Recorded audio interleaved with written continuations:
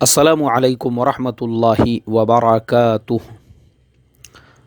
मोहतरम भाइयों, बुज़ुर्गों और दोस्तों, ये हमारा इस्लाही मुआशरा का 1020वां सबक है।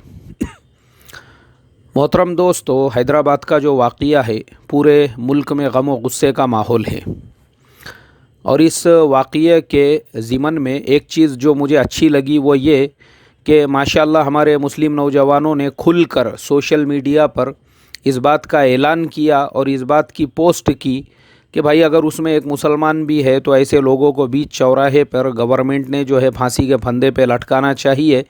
इसलिए कि जिस बेटी के साथ में ये ज़बरदस्ती हुई है, हम लोग उसको मज़हब के आईने से नहीं देखते हैं। वो बेटी है, सिर्फ़ बेटी है, देश की बेटी है। और जिन लोगों ने इस तरीक़े का सलूक किया है वो जानवर है, वो वहशी है। हम उनको मज़हब के आईने से नहीं देखते, वो हिंदू है, मुसलमान है, कौन है।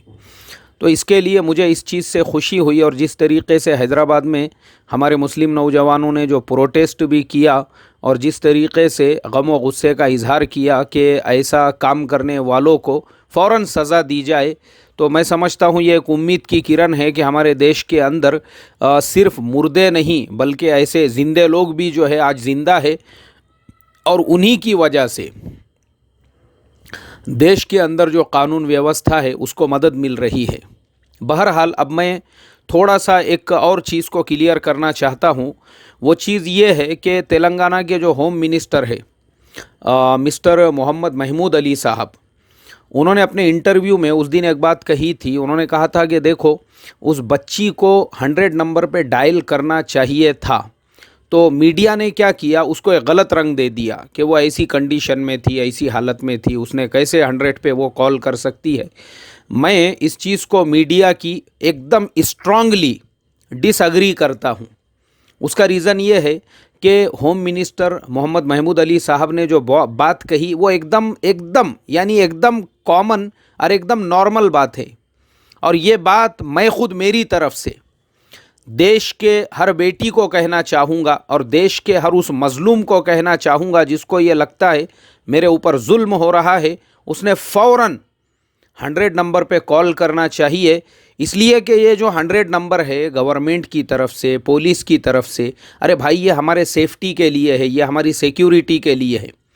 जिस वक्त में डॉक्टर प्रियंका रेड्डी ने ये देखा, उनके गाड़ी के टायर पंक्चर है और वो सुनसान जगह है, वहाँ पे वो अकेली है, उसी वक्त में उनका काम ये था वो 100 नंबर पे कॉल करती, पुलिस को वहाँ बुलाती और बुलाकर ये कहती, भाई देखो मैं यहाँ पे अकेली हूँ, मुझे आपके गाड़ी में आप मेरे घर तक ड्रॉप कर दो, मेरी अपनी गाड़ी मैं कहीं पे भी खड़े कर दूंगी, या वो आप जो आपको करना है। इसलिए कि ये पुलिस की रिस्पॉन्सिबिलिटी है।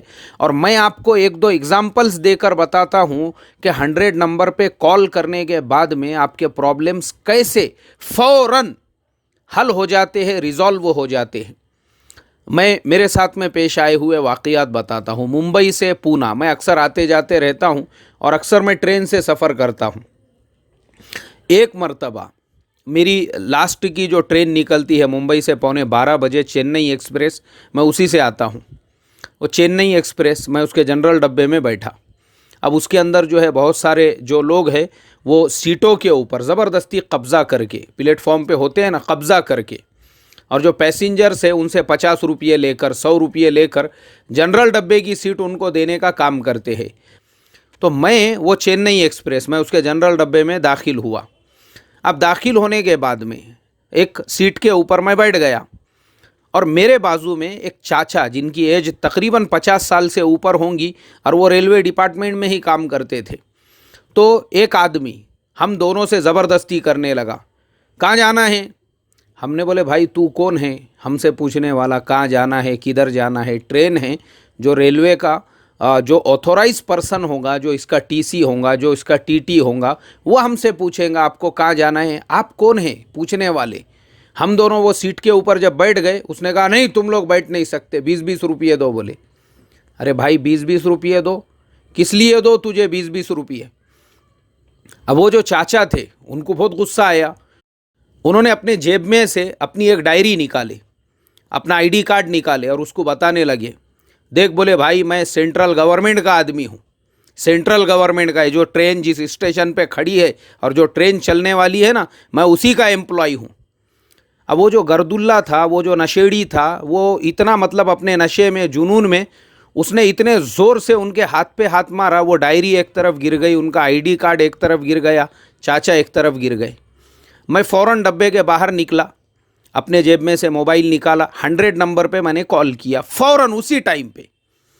मैंने कहा सर हे काय चाललंय काय हे, VT रेल्वे स्टेशनचे प्लॅटफॉर्म नंबर यायावरती आम्ही उभे आहेत, चेन्नई एक्सप्रेसचा एकदम इंजिनचे जवळचे जे डब्बा आहेत त्यामध्ये आहेत, इथे ते गर्दुल्ले जे आहेत ते लोकांशी भांडण करत आहेत, मारामारी करत आहेत, 20-20 रुपये 50-50 रुपये घेत आहेत सीटसाठी, आणि सेंट्रल गव्हर्नमेंटचा एक एम्प्लॉई आहे माझे शेजारी, त्याच्याशी त्या लोकांनी मारहाण केलीत, लवकरात लवकर आम्हाला तुमचे हेल्पची गरज आहेत। मैंने ये फ़ोन किया और फ़ोन रखने के बाद अब आप मुझे बताइए 100 नंबर पे कॉल करने के बाद में पुलिस की हेल्प मुझे कितनी देर में पहुंचना चाहिए था आपके हिसाब से? 15 मिनट में, आधे घंटे में, 1 घंटे में? मेरे मोहतरम दोस्तों, आपको अभी मैं आगे की जब बात बताऊंगा आप हैरत में पड़ जाएंगे। सिर्फ 3 मिनट के अंदर जो मैंने कॉल किया उसके सिर्फ 3 मिनट के बाद में भागते भागते 2 पुलिस वाले हाथ में डंडा लेकर वो आए।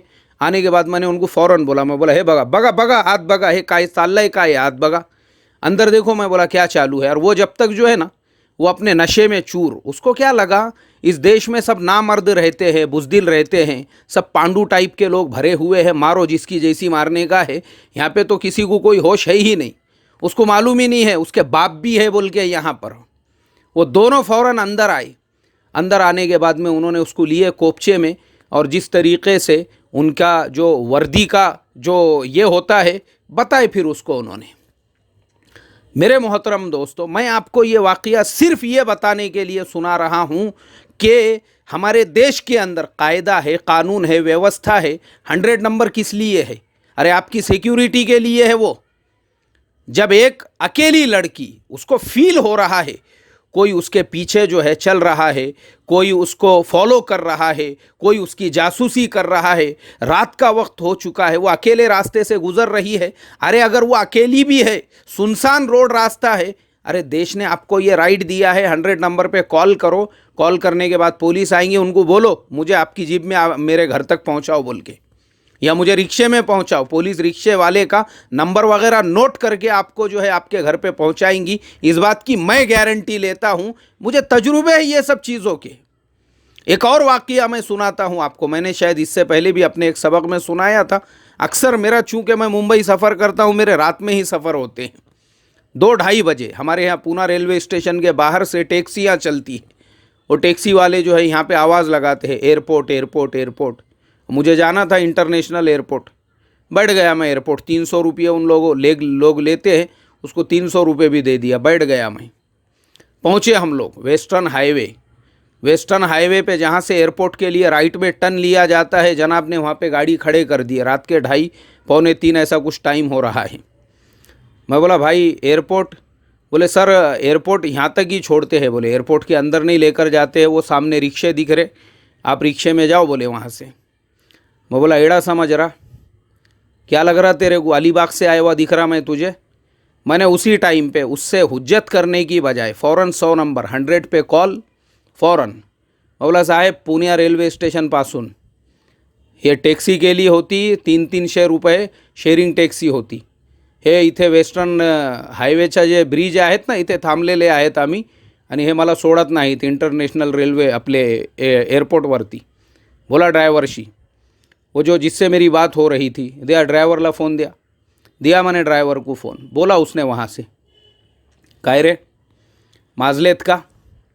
300-300 रुपये घेतात इंटरनॅशनल एयरपोर्टच्या नावाने आणि लोकांना वेस्टर्न हाईवेवरती सोडतात तुम्ही। उसके बाद मेरे मोहतरम बुजुर्गों दोस्तों, ड्राइवर सीधा मेरे से मिन्नत समाजत करने लगा। अरे भाई साहब माफ़ कर देना, बोले भाई मेरे से गलती हो गई, एक्चुअल में मेरे को इमरजेंसी है, मेरे को अर्जेंट है, घर से बार बार फ़ोन आ रहा है, किसी की तबीयत ख़राब है। मैं बोला यार तू अगर प्यार से मुझे ये बोलता ना, प्यार से अगर तू मुझे ये बोलता, प्यार से मोहब्बत से अगर ये बोलता कि मेरा ऐसा ऐसा मसला है ना, खुदा की कसम मैं तुझे यहाँ तक भी नहीं लाता था, यहाँ तक भी नहीं लाता था। मैं साइन रेलवे स्टेशन के पास में उतर जाता था, लोकल से अंधेरी आता था, अंधेरी से जो है मैं शेयरिंग रिक्शे वालों के पास में जाता था। मैं इतने दूर भी नहीं लाता था यार, तुझे क्या ज़रूरत ही नहीं थी। तू अगर मुझे प्यार से चेंबूर के पास में ही बोल देता, मेरा ऐसा ऐसा मसला है यार, मुझे जो है घर पे जाना है, उसी टाइम पे मसला हल था। लेकिन यार तू टेढ़ी बात कर रहा मेरे साथ में, टेढ़ी बात। हम यहाँ तक ही छोड़ते, मतलब तेरे को क्या लगा पहली बार आ रहा मैं? अप डाउन है ये मेरा, अप डाउन। हफ्ते में 15 दिन में एक बार मेरे को आना जाना ही पड़ता है। और तू यार ऐसी बात कर रहा था, अगर तू प्यार से बोलता ना तो मैं जब ही उतर जाता था, खैर कोई मसला नहीं, ठीक है तेरा मसला है, चल मैं उतर जाता हूँ। उतर गया मैं वहाँ से रिक्शे वाले 20-20 रुपये लेते एयरपोर्ट तक के, निकल गए हम एयरपोर्ट को। तो बहरहाल मेरे मोहतरम दोस्तों, मैं आपको ये लंबे चौड़े मेरे अपने जो सुनाते रहता हूँ ना बीच बीच में तजुर्बे, वो सिर्फ ये सिखाने के लिए अपने अंदर कॉन्फिडेंस पैदा करो। हमारा देश जो है ना, यहाँ जंगल राज नहीं है। ये पुलिस हमारे सिक्योरिटी के लिए है। ये पुलिस के छाती पे जो लिखा हुआ होता है ना कि उनकी जिम्मेदारी है कि किसी के दिल में डर ना हो, खौफ ना हो, और समाज के अंदर से डर खौफ करके ख़त्म करके हम समाज में पीस का माहौल पैदा करेंगे। मैं समझता हूँ, मैं महाराष्ट्र और मुंबई पुलिस को वर्ल्ड की सबसे बेस्ट पुलिस समझता हूँ, सबसे बेस्ट। जिस तरीके से ये लोग फौरन एक्शन लेते हैं, मैं वर्ल्ड की बेस्ट पुलिस समझता हूँ। अमेरिका से भी, यूरोप के भी किसी मुल्क में इतनी फास्ट पुलिस सर्विसेज नहीं होंगी। अल्हम्दुलिल्लाह मैं इनकी तारीफ़ करता हूँ, क्योंकि एक बार नहीं, मुझे 50 बार इसके तजुर्बे हुए हैं। मैंने सिर्फ आपको मेरे 2 तजुर्बे सुनाया हूँ। तो हमारी जितनी माँ बहनें हैं, जितनी माएँ हैं, जितनी बहनें हैं, जितने भी हैं, रात को अप डाउन करने वाली है, आपने कोई टैक्सी ले ली, आपको डर महसूस हो रहा है, खौफ फील हो रहा है, अरे फ़ोन करो फ़ौरन 100 नंबर। उनको अपना दुश्मन मत समझो, दोस्त समझो। आगे की बात तो मैं आपको बताना भूल गया। आपको पता है आजकल सिस्टम कैसे काम करता है। अगर आपने वो 100 नंबर पे कॉल किए, दूसरे दिन आपको फिर वापस से कॉल आता है उनकी तरफ से ये पूछने के लिए कि सर आपने रात में जिस काम के लिए कॉल किए थे, आपका वो प्रॉब्लम रिजॉल्व हुआ या नहीं हुआ। आप देखो, आप ये बदला हुआ इंडिया है, ये डिजिटल इंडिया है, ये आज का इंडिया है, ये आज की पुलिस फोर्स है, ये वो गया पुराना ज़माना। तो इसके लिए अपने अंदर एक कॉन्फिडेंस पैदा करो, अपना दोस्त समझो। हमारी हर बहन, हमारी हर बेटी, जो भी हिंदुस्तान की बेटी है, उसके मोबाइल में 100 नंबर तो आसानी से डायल कर सकते हैं। बिल्कुल, गाड़ी आपकी पंक्चर हुई, बुलाओ, वो आपकी मदद के लिए है और बिल्कुल वो आपकी हेल्प करेंगे और उनको खुशी महसूस होंगी आपकी हेल्प करके। दूसरी चीज़, जिस चीज़ की वजह से मुझे थोड़ा सा मतलब तकलीफ़ होती है, वो हमारे टीवीओ के अंदर जो एडवर्टाइजमेंट वगैरह बताते हैं ना। अभी मैं आपको बताता हूँ, एक क्लिनिक प्लस का एक ऐड आता है, उसके अंदर एक छोटी सी मासूम बच्ची वो अपनी माँ से कहती है, बोले मॉम, बॉयज़ ने मुझे बस के अंदर तंग किया। अब जब बॉयज़ ने बेटी को तंग किया तो माँ का काम क्या है? उन बॉयज़ के अगेंस्ट में एक्शन लेने का, बेटी को ये बोलने का ठीक है कल हम जाके प्रिंसिपल से कंप्लेन करेंगे, उन बॉयज़ के माँ बाप को बुलाएंगे, उनको पनिशमेंट देंगे। तो वो माँ अपने बेटी से ये कहती है कि बेटी तुमको ऐसे स्ट्रांग बनना है जैसे तुम्हारे बाल स्ट्रांग है क्लिनिक प्लस की वजह से। मेरे मोहतरम दोस्तों, हमारे टीवीओ पे ये जितने ऐड बताते हैं फेयर लुक वगैरह के, जिसके अंदर लड़कियों के अंदर काले और गोरेपन को लेके भेदभाव किया जाता है, बहुत सारी चीज़ें लड़कियों के हाइट को लेकर, उनके कद को लेकर, ये सारे जितने भी है, ये सारे ऐड जो है हमारे देश के आर्टिकल नंबर 15 का वायलेंस यानी उसका वायलेशन कर रहे हैं ये। जबकि हमारे देश का अगर आप आर्टिकल नंबर 15 देखेंगे, उसके अंदर साफ लफ्ज़ों के अंदर ये लिखा हुआ है, prohibition of discrimination on grounds of religion, race, caste, sex और प्लेस ऑफ बर्थ। यहाँ पे जब रेस, कास्ट और सेक्स आ चुका है तो सेक्स के नाम पर और रेस के नाम पर क्यों ये भेदभाव हो रहा है? अरे भाई, ये तो खुला हुआ रेसिज्म है जो आप टीवी चैनलों के ऊपर काले और गोरे होने के फेयर लुक के 15-15 मिनट के ऐड बता के लोगों को ये बता रहे हो अगर आप गोरे हैं तो आपको हर जगह पे एक्सेप्ट किया जाएगा और अगर आप डार्क है तो आपको हर जगह पे रिजेक्ट किया जाएगा। और देश के अंदर इस तरीके से जो ऐड बताए जा रहे हैं, जो सीरियल्स बताए जा रहे हैं, जो फिल्में ऐसी बताई जा रही है जिसके अंदर औरत को कमज़ोर और जिसके अंदर औरत के ऊपर इस तरीके से अत्याचार और जुल्म और सितम के लिए लोगों को उकसाने की कोशिशें की जा रही है, वैसे एडवर्टाइजमेंट्स, वैसे सीरियल्स, वैसी फिल्मों के अगेंस्ट में जो लीगल एक्शन होता है, इस्लाह मुआशरा फाउंडेशन ज़रूर ज़रूर ज़रूर उसकी कार्रवाई करेगा। और देश के तमाम बेटियों से हम ये रिक्वेस्ट, ये दरख्वास्त करते हैं, अपने आप को कमज़ोर मत समझो, अपने आप को कमज़ोर मत समझो। आपके मोबाइल में 100 नंबर होना चाहिए और जब आपको ज़रूरत पड़े पुलिस को अपना दोस्त समझकर उनको अपनी हेल्प के लिए इस नंबर का आप इस्तेमाल करें। इसी बात पर मैं अपनी बात को ख़त्म करता हूँ। अस्सलामु अलैकुम वरहमतुल्लाहि वबरकातुहू।